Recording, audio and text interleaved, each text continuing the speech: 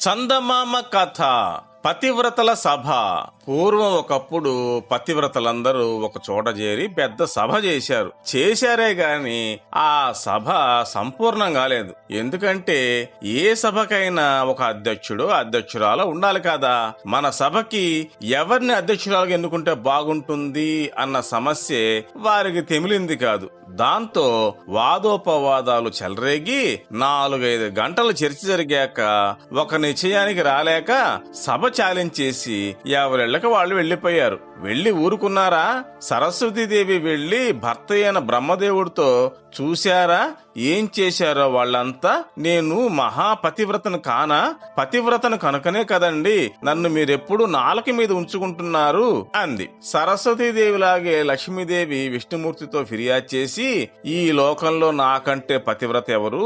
నన్ను మెచ్చుకునే కదా నాకు మీ వక్షస్థలం మీద చోటిచ్చారు అంది. పార్వతి వెళ్లి భర్తతో, మీరు నాకు అర్ధ శరీరమే ఇచ్చేసింది మహాపతివ్రతలనే కదా అని అంది. సీత, సావిత్రి, అరుంధతి, అనసూయ, సుమతి మొదలైన వారంతా కూడా తమ తమ భర్తలతో తమ గొప్పతనాన్ని చెప్పుకొని అధ్యక్ష పదవి తమకు రాలేదని చిన్నబుచ్చుకున్నారు. ఇంతలో నారదుడు ఎక్కడి నుంచో వచ్చి ఒక్కొక్క పతివ్రతింటికి పనిగట్టుకుని వెళ్లి, ఏమమ్మోయ్ నీకంటే మహాపతివ్రత ఒక ఆమె భూలోకంలో ఉంది సుమా అని చెప్పనారంభించాడు. యమధర్మరాజు చేతిలో నుంచి భర్తను బతికించుకొచ్చాను నేను, నాకంటే గొప్పదా ఆమె అంది సావిత్రి. త్రిమూర్తులను పసిబిడ్డలుగా చేసి పాలిచ్చాను, నాకంటే గొప్పదటయ్యా నువ్వు చెప్పినావిడ అన్నది అనసూయ. భర్త ప్రాణాలు కాపాడడానికి సూర్యుడు ఉదయించకుండా చేశాను, నాకంటే గొప్పదంటావా ఆవిడెవరో అని అడిగింది సుమతి. ఇలాగే తక్కిన వాళ్ళు కూడా అడిగేసరికి నారదుడు, గొప్పదేనమ్మా, మీ అందరికంటే గొప్పదే అని నిర్మోహమాటంగా చెప్పేశాడు. ఆమె ఎవరో ఆవిడ గొప్పదనం ఏమిటో చూడాలనిపించింది వాళ్ళందరికీ. మీరంతా కట్టకట్టుకుని వెళ్లారంటే ఆమె హడలిపోతుంది, మీలో ఎవరో ఒకరు వెళ్లి చూసిరండి అన్నాడు నారదుడు. నారదుడి వద్ద ఆ పతివ్రత చిరునామా పుచ్చుకొని ముందుగా పార్వతీదేవి బయలుదేరింది. నారదుడు చెప్పిన ఇల్లు ఒక పూరి గుడిసె, పైగా తలుపులు బిగించి ఉన్నాయి. పార్వతీదేవి గుమ్మం వద్ద నిలబడి, ఎవరమ్మా లోపల? నేను పలానా పార్వతీదేవిని, కాస్త తలుపు తీయి అంది. లోపలున్నామె తలుపు తీయకుండానే, అమ్మా మీరు వస్తారని కాస్త ముందుగా తెలిసి ఉంటే తలుపులు తీయవచ్చా అని నా భర్త గారిని అడిగి ఉండేదాన్ని, ఆయన ఎక్కడికో వెళ్లారు, ఈ రాత్రి ఆయన వచ్చాక ఆయన అనుజ్ఞ అయితే రేపు తలుపు తీస్తాను, కాబట్టి మీరు రేపోసారి మళ్లీ దయచేయండి అంది. పార్వతీదేవి ఆశ్చర్యపడి మాట్లాడకుండా కైలాసానికి తిరిగి వెళ్లిపోయింది. గుడిసెలో ఉన్న ఆ మహాపతివ్రత పేరు గవిరి. ఆమె ఆ గ్రామంలో పచ్చగడ్డి కోసి అమ్ముకునే గంగులు అనే పేదవాడి భార్య.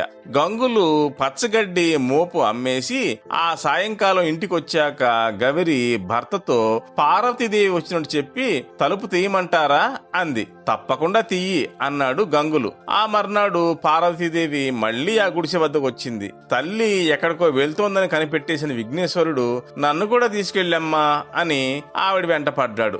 గవిరి పార్వతీదేవికి తలుపు తీయబోతుంటే విఘ్నేశ్వరుడి మాట విని, ఎవరమ్మా నీతో పాటు వచ్చింది అని అడిగింది. మా అబ్బాయేనమ్మా గణపతి అంది పార్వతి. కాని గవిరి తలుపు తీయలేదు. అమ్మా మీ ఒక్కరికే తలుపులు తీయడానికి నా భర్త అనుజ్ఞ అయింది, నీ కుమారుడు కూడా వస్తాడన్న సంగతి నాకు తెలిసింది కాదు. ఈ రాత్రికి మళ్లీ మా ఆయన్ని అడిగి మీ అబ్బాయికి కూడా తలుపు తీయడానికి అనుజ్ఞ పుచ్చుకుంటాను, కనుక మీరిద్దరూ రేపు దయచేయండి అని పంపించేసింది. దేవుడా అంటూ పార్వతీదేవి కైలాసానికి తిరిగిపోయి మర్నాడు మళ్లీ వచ్చింది. ఈ మాట కుమారస్వామి నేను వస్తానన్నాడు గాని వాడొచ్చాడన్న కారణం వల్ల గౌరి తనకు తలుపు తీయదేమో అని భయమేసి పార్వతి తన రెండో కుమారుని తీసుకురాకుండానే వచ్చింది. గౌరి ఈ మాట పార్వతి రావడంతోనే తలుపు తీసి దయచేయండమ్మా అని గౌరవించింది. పార్వతి ఆ గుడిసెంతా పరికించి గౌరికున్న శుచి శుభ్రతలకు మెచ్చుకుంది. వాళ్ళకి అట్టే సామాను కూడా లేదు. ఒక ముక్కాలి పీట, పరచి ఉంచిన బొంత, ఒక నులక మంచం, తరవాణి కుండ, మండుతున్న పొయ్యి, పక్కన పెనం, అట్ల పిండి ఉన్నాయి. ఇంకా పెండె నుంచి వేలాడుతున్న ఒక చేంతాడు, చిలక కొయ్యకు తగిలించి ఉన్న ఒక బెత్తం కూడా కనపడ్డాయి. పార్వతీదేవి మాట కల్పించుకోవడానికి ఒక్కొక్క వస్తువే చూపి ఇదెందుకు అంటూ అడిగింది గౌరమ్మని. అందుకు ఆమె, నా భర్త అలసి వస్తే కూర్చోడానికి ఈ ముక్కాలి పీట, కాస్త నడుం వాల్చాలని బుద్ధి పుట్టిందంటే బొంత ఉన్న ఆ మంచం మీద పడుకుంటారు. ఆకలి వేస్తోంది అన్నం అన్నట్టయితే తరవాణి కుండలో అన్నం సిద్ధంగానే ఉంది. అన్నం వద్దు, వేడి వేడిగా అట్లు వేసి అంటే అప్పటికప్పుడు మొదలు పెట్టకుండా పిండి మండుతున్న పొయ్యి అన్ని సిద్ధంగా ఉంచాను అని బదులు చెప్పింది. ఆ పేదరాలు భర్త కోసం చేసిన ఏర్పాట్లన్నీ చూసి పార్వతీదేవి మెచ్చుకుంది. కాని ఆవిడకు ఆ తాడు బెత్తం ఎందుకో మాత్రం తెలిసింది కాదు. వాటి గురించి అడిగేసరికి గౌరి, అమ్మా, నా తెలివి తక్కువతనం వల్ల ఎప్పుడైనా నా మీద నా భర్తకి కోపం వచ్చిందనుకోండి, అప్పుడు ఆయన నన్ను ఆ రాటకు కట్టేసి బెత్తం పుచ్చుకుని కొట్టవలసి ఉంటుంది. పొద్దస్తమానం అలసి వచ్చి అప్పటికప్పుడు తాడు బెత్తం కోసం ఎత్తుకోగలరా? అందుకనే సిద్ధం చేసి ఉంచాను అంది. ఆ మాటలు వినడంతో పార్వతీదేవి ఆశ్చర్యానికి మితి లేకుండా పోయింది. నారదుడు చెప్పిన మాట నిజమే, ఈ గవిరమ్మ మా అందరికన్నా కూడా మహాపతివ్రత అని మెచ్చుకుంటూ వెళ్లి ఈ గాథ తక్కిన వాళ్ళందరికీ చెప్పింది.